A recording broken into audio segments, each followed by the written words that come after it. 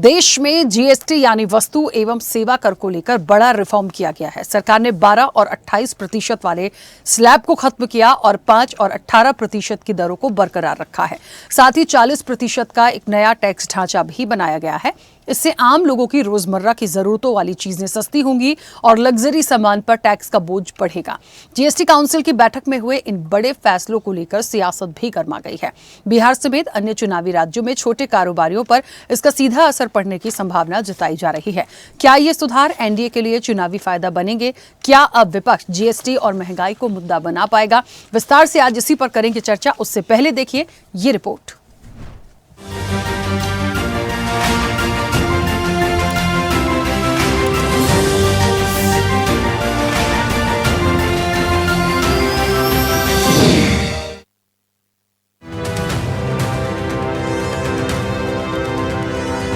भारत सरकार ने राज्यों के साथ मिलकर के एक बहुत बड़ा निर्णय किया है और बहुत महत्वपूर्ण निर्णय है।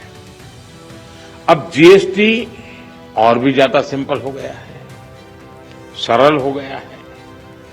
जीएसटी के मुख्यतः दो ही रेट रह गए हैं, 5% और 18%, 5% और 18%।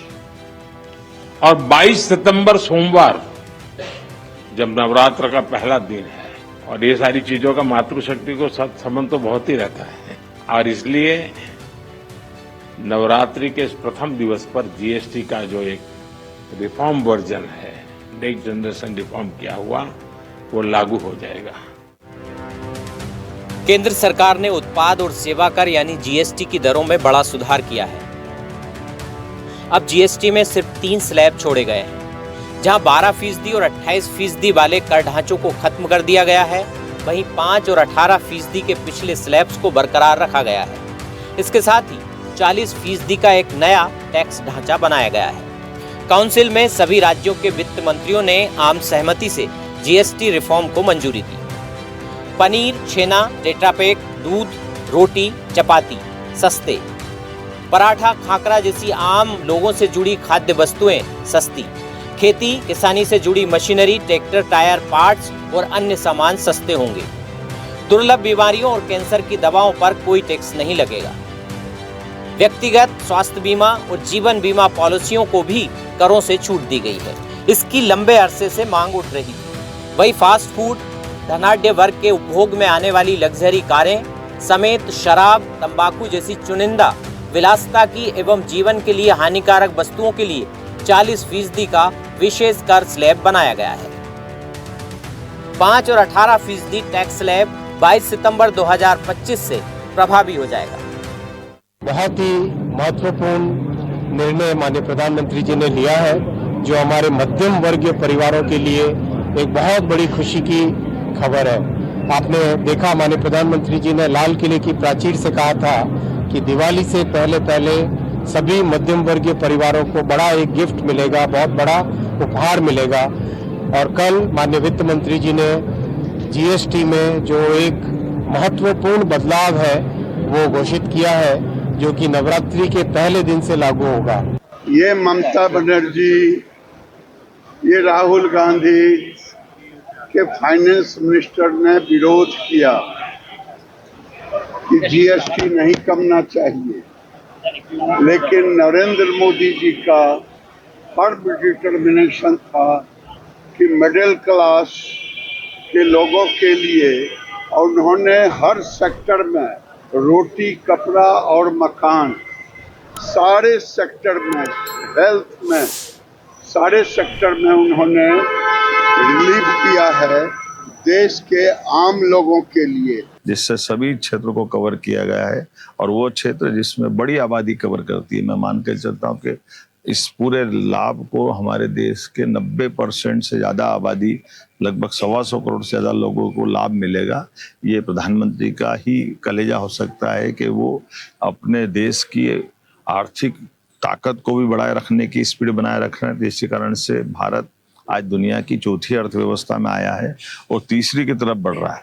लेकिन ऐसे माहौल में वो अपने लिए दिल खोल करके सभी वर्गों की ताकत बढ़ाने के लिए भर पल्ले उनकी जितनी ताकत हो सकती है टैक्स की छूट देकर भी सभी चीजों को प्रोत्साहित कर, जैसे एमएसएमई सेक्टर, हमारा लघु कुटीर उद्योग और सभी इंडस्ट्रियों को लाभ मिलेगा। जीएसटी में जो रिफॉर्म्स लेके आए हैं बहुत ही, इससे सभी को बहुत राहत मिलेगी। हर व्यक्ति बहुत ही प्रसन्न है, बहुत ही धन्यवाद दे रहा है माननीय प्रधानमंत्री जी का, केंद्र सरकार का। ये बहुत आवश्यक था और इससे जो रोज काम आने वाली चीजें हैं, जो ऐसी वस्तुएं हैं जो हमारे हाउस होल्ड में काम आती है, एक आम आदमी जो कि अफोर्ड, उसको लगता है कि मैं कैसे अपना खर्चा चलाऊं, उसके लिए एक उन्होंने बहुत बड़ी सौगात दी। सत्ताधारी दल की तरफ से जीएसटी सुधार का स्वागत होना लाजमी है, लेकिन कारोबारी जगत ने भी इस सुधार को बड़ा कदम बताया है। पहले तो मैं आदरणीय प्रधानमंत्री जी को धन्यवाद देना चाहता हूं कि इतना बड़ा रिफॉर्म जीएसटी के माध्यम से फार्मास्यूटिकल इंडस्ट्री, जहां पे लाइफ सेविंग मेडिसिन में तो जीरो हो गया है, नील हो गया है, एंड 12% से गिर के बाकी मेडिसिन में 5% रह गया है। आई थिंक ये बहुत बड़ा एक टैक्स रिफॉर्म है जो फार्मास्यूटिकल इंडस्ट्री को प्राप्त हुआ है, और मैं आशा करता हूं और सारी इंडस्ट्री से प्रार्थना भी करता हूं कि ये रिफॉर्म का फायदा तभी होगा जब जो बेनिफिट इंडस्ट्री को मिला है वो हम अपने पेशेंट्स को, कंज्यूमर्स को पास ऑन करेंगे। जो कंज्यूमर्स के लिए टैक्सेशन का जो बोझ आता है वो हर प्रोडक्ट पे घटाने की बात करें, और हमने फेडरेशन ऑफ ऑल इंडिया व्यापार महामंडल की ओर से हमारे सब व्यापारी लोगों को बोला है कि जो फायदा होता है वो फायदा कंज्यूमर तक पहुंचाना चाहिए। सरकार जो प्रयत्न कर रही है वो प्रयत्न हमारी ओर से, उसमें सरकार को सब कुछ साथ सहकार देना चाहिए। तो हम ये सबसे अपील करते हैं कि इसमें घटाना चाहिए। अभी सरकार की मंशा की बात करें तो ये डेफिनेटली बहुत बढ़िया कदम है। 8 साल के बाद में 8 साल तक छोटे छोटे व्यापारी, छोटे कंज्यूमर ने, छोटे नागरिक ने भी इसमें कहीं ना कहीं टैक्स दिया है, उनके लिए एक राहत की बात हो सकती है। महंगाई है उसमें ये चौक्कस फायदा होगा उनको, और उनके लिए एक बहुत बड़ी सरकार की पहल है। उधर विपक्ष की तरफ से जीएसटी रिफॉर्म पर मिलीजुली प्रतिक्रिया आ रही है। विपक्ष ने कहा देरी से लिया गया अच्छा फैसला है, लेकिन पिछले 8 साल में छोटे और मझोले उद्योग धंधे खत्म हो गए। चिदम्बरम जी की बात को सपोर्ट करते हुए कि अब पछताए होत क्या, चिड़िया हो चुग गई खेत। जब एमएसएमई मर चुके हैं, काफी हद तक मर चुके हैं, लोग बिजनेस यहाँ से देश से भाग गए हैं जो बड़े बिजनेसमैन हैं, और लोग तबाह हो चुके हैं। अब ये रिफॉर्म भी अगर करते हैं तो मुझे तो नहीं लगता कि कोई मैन्युफैक्चरिंग का माहौल बनेगा, नहीं बनेगा। ना ट्रेडिंग का, ना मैन्युफैक्चरिंग का माहौल नहीं बनेगा। मैन्युफैक्चरिंग हमारे यहाँ बहुत लो है।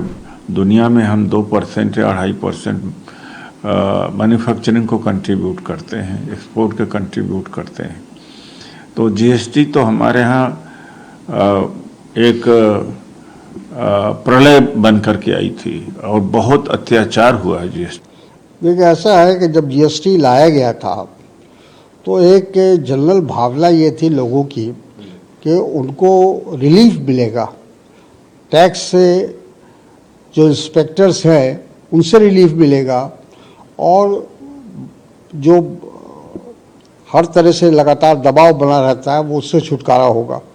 लेकिन जीएसटी सही मानों में राहुल जी के भाषा में वो गब्बर सिंह टैक्स हो गया वो, और जिस तरह से लोगों को परेशान किया गया पिछले दिनों, जिस तरह से उन पर आर्थिक दबाव बनाया गया, बहुत सारी small scale industry, medium industry बहुत सारी बंद हो गई, और छोटे छोटे उद्योग करने वाले वो परेशान हो गए, और जीएसटी का रिटर्न देते देते लोगों की हालत ख़राब हो गई। तो 10 साल के बाद लगभग सरकार को होश आया। हालांकि विपक्ष लगातार इसके लिए आवाज़ उठा रहा था, प्रयास कर रहा था। अरे अगर स्टेट्स पिट रहे हैं तो फिर कैसे होगा बताइए। उनको कंपनसेशन दीजिए ना फिर आप स्टेट्स को, या फिर स्टेट्स को आप सेस में लाइए, सेस भी दीजिए स्टेट्स को। आप सेस नहीं देते, आप सेस आप देकर तो गवर्नमेंट ऑफ इंडिया तो आप तो अपने आप को मोटा कर रहे हैं, मगर जो सेस और सरचार्जेस में स्टेट्स को हिस्सा आता ही नहीं है। स्टेट्स तो दुबले हो जा रहे हैं, तो फिर स्टेट्स क्या करेंगे फिर? जीएसटी में बदलाव का क्या राजनीतिक असर होगा? इस बहार से क्या बिहार में एनडीए को फायदा होगा? राजनीतिक गलियारों में इन सवालों पर भी चर्चा गर्म है। विशेषज्ञों का मानना है कि आने वाले चुनावी मौसम में जीएसटी का मुद्दा भी सियासी हथियार बन सकता है। चुनाव में बीजेपी के खिलाफ विपक्षी दल महंगाई को मुद्दा बनाता रहा है, लेकिन अब इस टैक्स सुधार से विपक्ष के हाथ से ये मुद्दा खिसक सकता है। जब जीएसटी बिल लाया गया था उस वक्त पूरे देश में इसका विरोध हुआ था। खासकर विपक्षी दलों ने इसे गब्बर सिंह टैक्स कहा था। अब बिहार चुनाव से पहले हुए जीएसटी दरों में संशोधन से छोटे और मझोले कारोबारियों पर टैक्स का बोझ कम हो सकता है।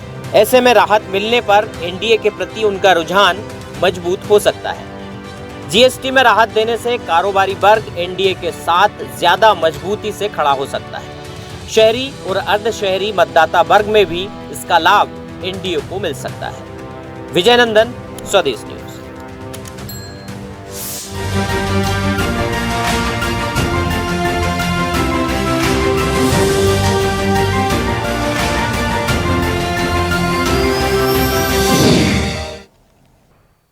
ऐसे ही वीडियोस के लिए लाइक करें, शेयर करें, फॉलो करें। YouTube पर जाकर सब्सक्राइब कर बेल आइकन दबाना ना भूलें और ताजा अपडेट्स के लिए स्वदेशलाइव.com पर जरूर जाएं।